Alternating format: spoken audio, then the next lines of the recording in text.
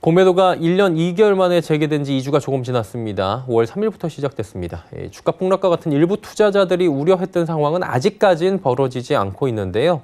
한국자본시장연구원 황세훈 연구위원과 주식시장 공매도 재개 이후 시장 상황 전망 함께 이야기 나눠보도록 하겠습니다.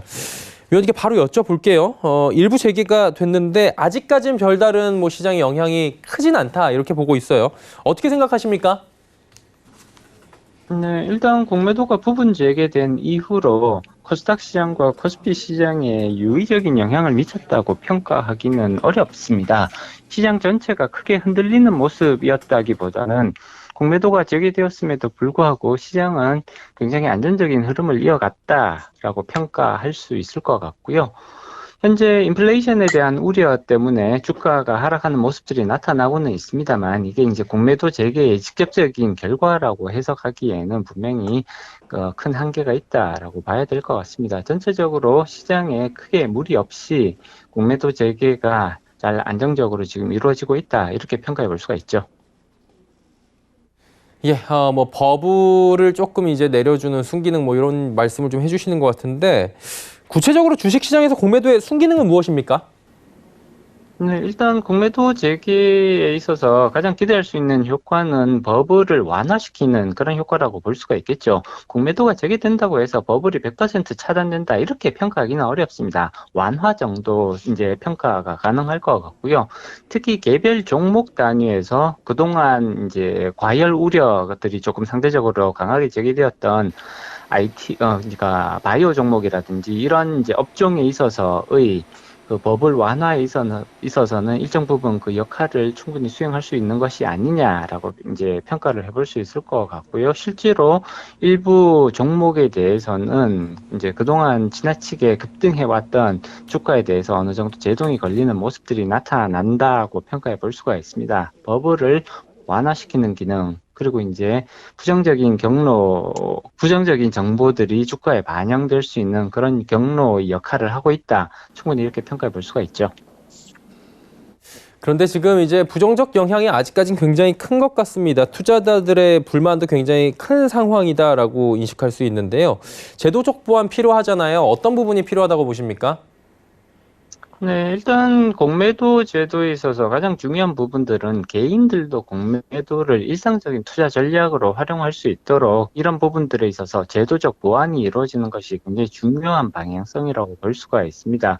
그렇기 때문에 개인들이 공매도할 수 있는 종목의 숫자가 지금보다는 훨씬 더 이렇게 이제 다양한 종목들로 늘어날 필요성이 있을 것 같고요. 물론 이런 부분들은 결국은 시장의 성장, 공매도 시장의 성장과 같이 가야 되는 그런 이제 사안들이라고 볼 수가 있습니다. 더 많은 종목 그리고 더 이제 풍부한 물량들이 개인들에게 서비스될 수 있도록 계속해서 시장을 확대해가는 그런 이제 지원 정책들이 필요하다고 볼 수가 있고요.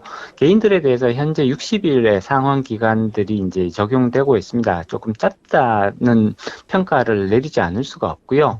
지금 신용거래 융자가 이제 3차례 정도의 연장을 통해서 360일까지 서비스를 받을 수 있다라는 점을 감안을 해서 개인 투자자들에 대한 공매도 서비스 기간을 현재 60일보다는 훨씬 더 길게 아무리 짧아도 180일 내지는 360일 정도까지 확대할 수 있는 이런 방향성의 제도 개선은 필요하다고 볼 수가 있죠.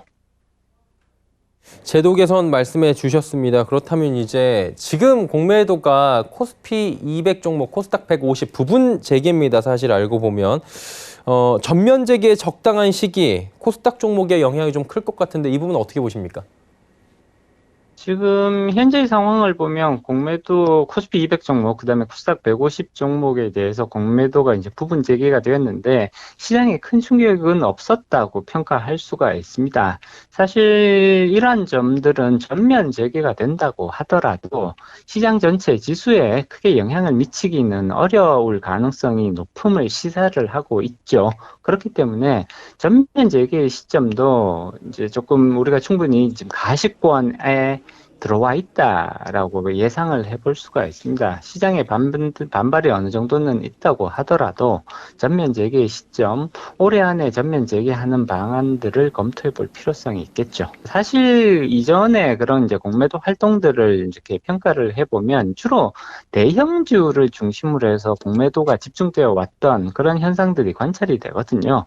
그렇기 때문에 사실 소형주들은 주식을 빌리는 거래도 쉽지가 않고 외국인들이나 기관들의 관심권에서 상대적으로 조금 멀어져 있다. 그렇기 때문에 전면 재개를 하더라도 소형주의 공매도가 그렇게 크게 집중되는 현상들이 나타날 가능성은 높지 않다고 평가해 볼 수가 있죠.